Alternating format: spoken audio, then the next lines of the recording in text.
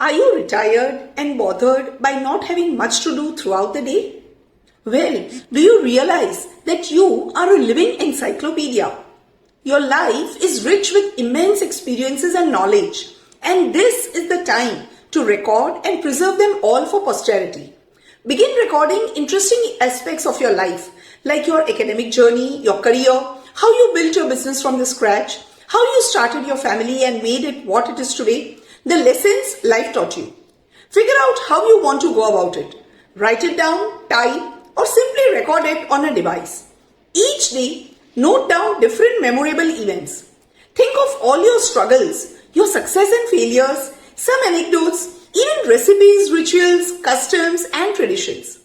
Talk about the important events you witnessed, about the celebrities of your times, anything that you think is worth sharing. Help the young ones in your family to prepare a family tree. Your stories about your ancestors will help the young to understand their family history. Not only will this keep you engaged, but you are also contributing to the knowledge of the future generation. And you will remain alive in your stories forever. So isn't it worth trying?